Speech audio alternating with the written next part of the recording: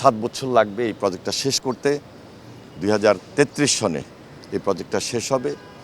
তাহলে প্রতি প্রজেক্টটা যদি 35,000 কোটি টাকার প্রজেক্ট, 5-7 35, এক বছর 5,000 কোটি টাকা আমাদের সরকারের জিওবি ফান্ড থেকে এটাকে এখানে এঙ্গেজ করতে হবে। বাংলাদেশের মাস্টার মাইন্ড প্রকল্প, সেটি হলো পদ্মা ব্যারেজ। প্রায় 35,000 কোটি টাকার এই প্রজেক্ট আজকে অনুমোদন হয়েছে, যেখানে বাংলাদেশের 3 ভাগের 1 ভাগ অঞ্চল, 24টা জেলা, 7 কোটি মানুষ, 37% তারা উপকারভোগী।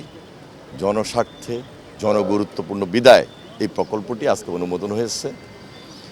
এই জন্য আমি মনে করি যে এই প্রকল্পটি বাস্তবায়নের মধ্য দিয়ে যে বাংলাদেশের দীর্ঘদিনের যে দক্ষিণ পশ্চিমাঞ্চল, উত্তরাঞ্চল, সেই দিকের মানুষ সবচেয়ে বেশি উপকার পাবে এবং দেশে যে একটা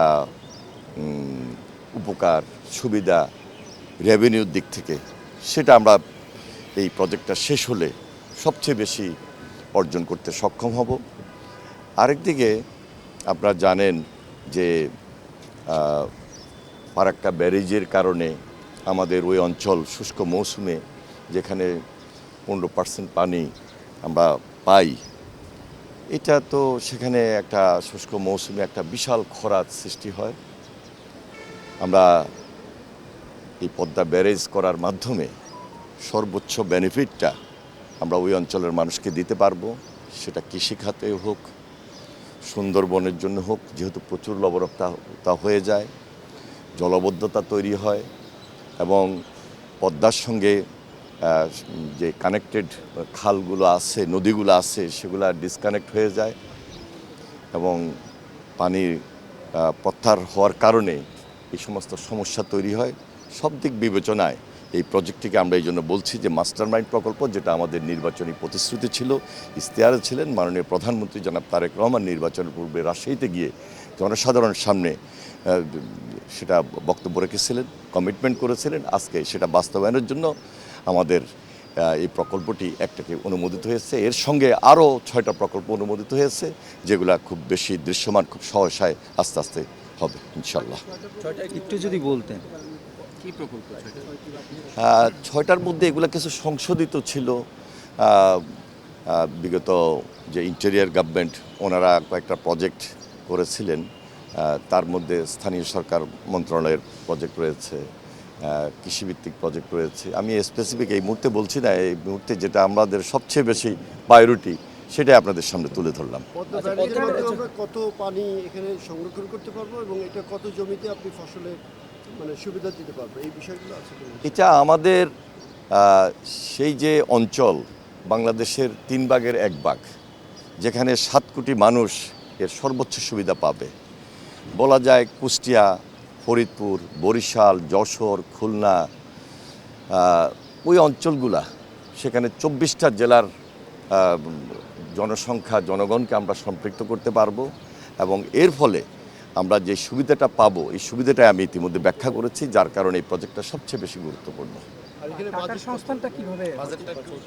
যা সম্পূর্ণ জিওবি ফান্ড, আমাদের গভর্নমেন্ট, আমরা এই ফান্ডটা 7 বছর লাগবে এই প্রজেক্টটা শেষ করতে।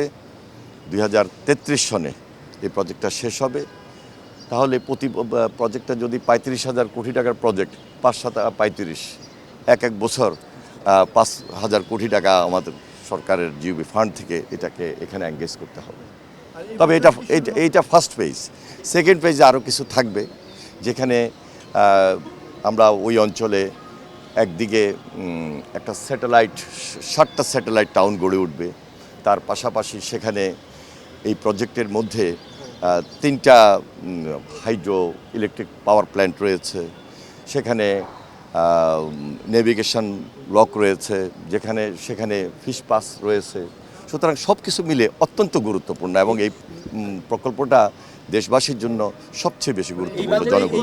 এই বাজেটে কি আসলে এই যে সামনের যে বাজেট, সামনে যে অর্থ বছর আমরা তো ইনশাল্লাহ খুব সহসায় আমরা শুরু করব, যার কারণে আজকে এই একটাকে এটা অনুমোদন হয়েছে। ব্যয় কত? ব্যয়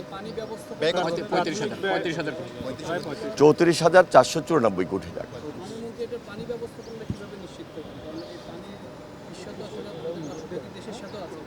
দেখুন, এটা তো সম্পূর্ণ কারিগরি সমীক্ষা হয়েছে, বিভিন্ন স্টাডি কমপ্লিট হওয়ার পর এটা আজকে অনুমোদন হয়েছে।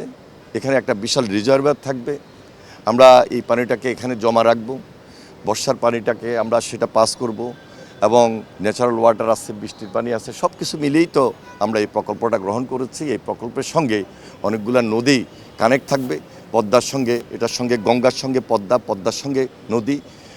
সেই নদীগুলো হলো আপনার হিসনা, মাথাভাঙ্গা, গড়াই, মধুমতি, ইসামতি সহ আরও কয়েকটা নদী।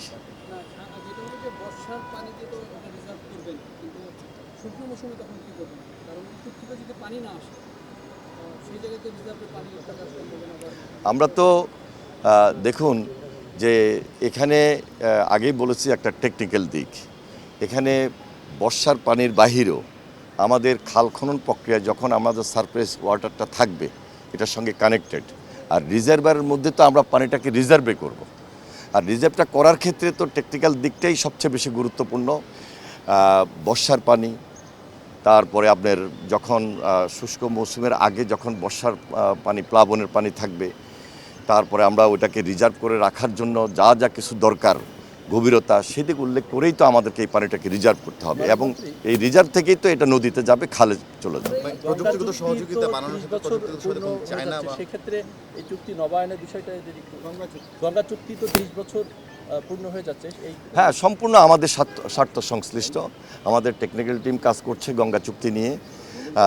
আশা করছি যে এই বছরেই আমরা এটাকে রিভিউ করব, এবং পার্শ্ববর্তী দেশ ভারত তাদেরও সেখানে স্টাডি কাজ করছে। সেই জন্য আমাদের যে জয়েন্ট রিভার কমিশন যেটা, সেখানে যে কমিটি হয়েছে, ওনাদের যে কমিটি হয়েছে, সেই কমিটি মিলেই তো আলোচনা হচ্ছে, এবং সিদ্ধান্ত খুব শীঘ্রই আপনারা পাবেন। এবং এর মধ্যেই আশা করছি যে 30 বছরের যে চুক্তিটা সম্পূর্ণ হয়ে এবার হচ্ছে, সেটা কন্টিনিউ আবার করবে ইনশাল্লাহ।